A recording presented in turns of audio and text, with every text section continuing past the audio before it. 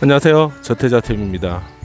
오늘은 저희 어머니가 제주도에 오셔서 비자림에 나왔습니다.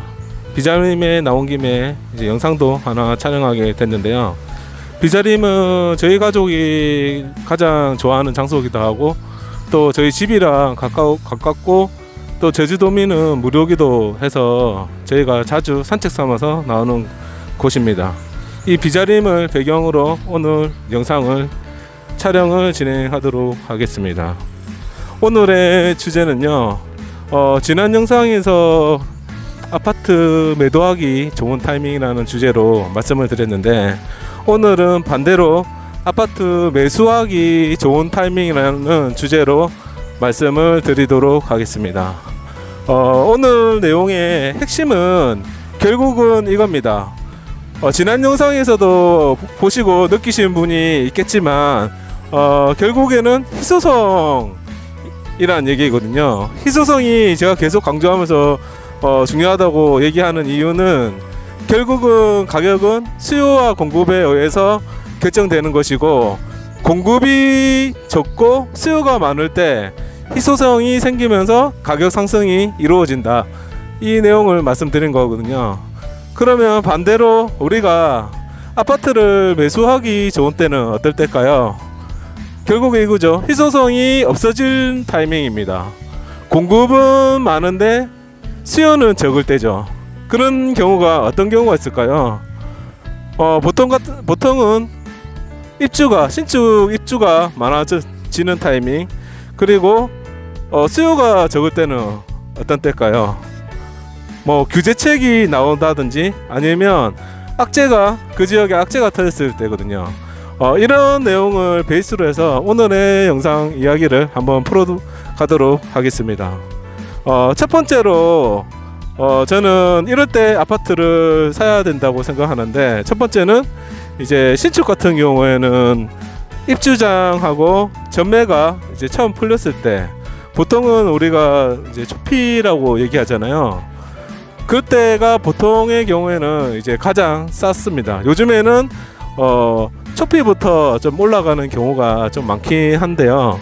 보통의 경우에는 초피 이제 전매가 딱 풀렸을 때 물량이 많으면서 이제 가장 싸다, 이런 내용이 많았고, 그리고 이제 입주를 할 때, 그때 이제 등기를 치기 이제 부담스러운 사람들은 그때 분양권 상태에서 무조건 매도를 해야 되거든요. 그래서 입주장 들었었을 때 그때 급매로 나오는 매물들을 사시면 됩니다. 저 같은 경우에도 파주 운정 힐스테이트를 이제 프리미엄 3,000 주고 샀었는데, 그때 프루지오가 2,000세대고 힐스테이트가 3,000세대, 5,000세대가 동시에 입주가 되고 있었거든요. 그래서 5,000세대의 신축이 동시에 입주가 진행되면 이제 매매가도 매매가지만 전세가도 같이 떨어질 거라고 저는 이제 예상을 했었거든요. 그래서 전세하고 이제 매매가가 동시에 떨어지면 갭은 비록 벌어져서 투자 자금은 좀 많이 들어갈 수는 있지만, 결국에는 이제 매수가는 조금 싸게 살 수 있는 효과가 있습니다. 그래서 저 같은 경우 P 3,000 주고 사가지고 지금 힐스테이트 매매가 엄청 많이 올랐죠. 그래서 그런 타이밍에 이제 공급이 많아지고 이제 수요는 좀 적어지는 그 타이밍을 이용해서 신축을 사시면 되고요. 두 번째는 신축의 주변에 공급이 또 많아질 때, 그때를 좀 노리시면 되는데요. 예를 들어서 내가 사려는 아파트뿐만 아니라 주변에 신축이 어느 일정 시기에 좀 많아지면, 보통은 그 아파트도 떨어지지만 주변의 신축이나 그 준신축이나 구축의 영향을 더 많이 주거든요. 예를 들어서 저희가 작년인가 재작년에 남구에 그 입주 물량이 7,000세대 넘게 많았습니다.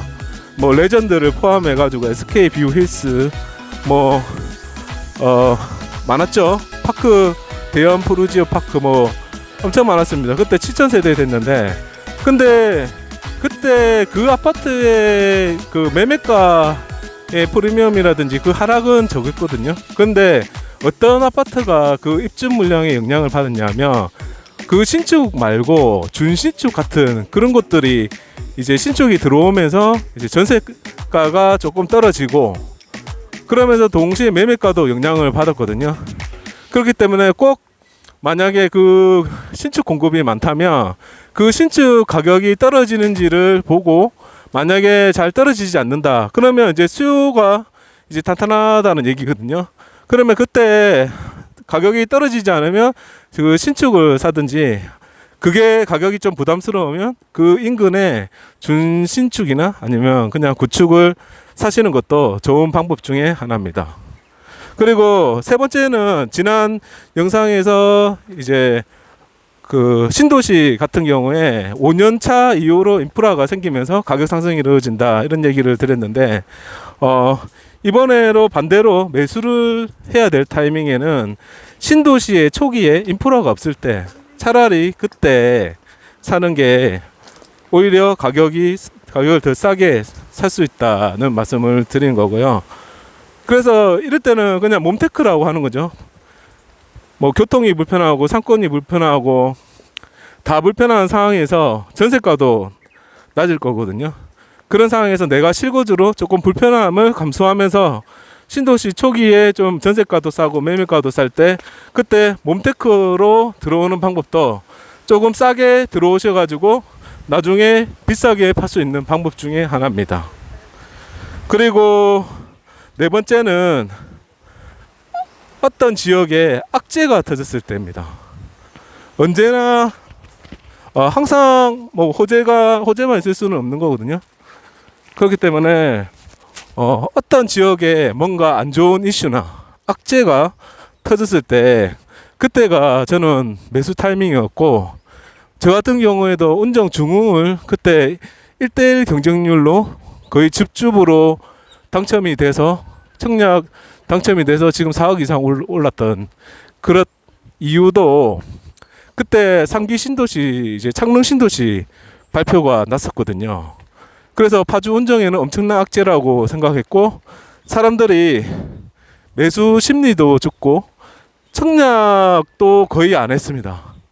그러니까 GTX-A 역세권인 신축인데 분양가가 4억 1천만 원인데 그 당시에는 사람들이 공포에 질려서 아무도 청약을 안 했다는 거죠. 그래서 제가 다주택자임에도 와이프 청약 통장으로 1순위 그때는 이제 1년만 지나면 다 1순위가 됐으니까 1순위 청약을 해서 그냥 1대1 경쟁률로 84A 타입에 당첨이 됐거든요. 그렇기 때문에 이제 남들이 공포에 질리고 사지 않을 때 그때가 이제 기회다라는 말씀을 드리고요.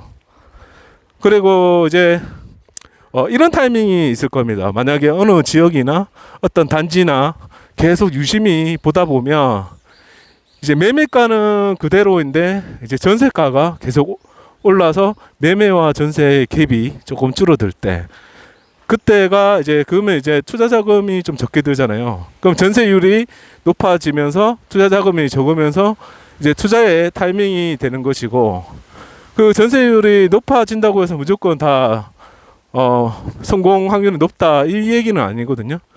그러니까 그 지역이 상승의 여력이 있는지는 또 기본적으로 좀 파악을 하신 다음에 투자를 하시면 될 것 같고요. 그리고 마지막으로 이제 부동산 정책에 대해서 만약에 지금처럼 공급보다는 수요 억제책이 계속될 때 그때가 저는 또 좋은 타이밍이라고 생각하는데 저 역시도 이제 정부에서 공급은 이제 이상이 없고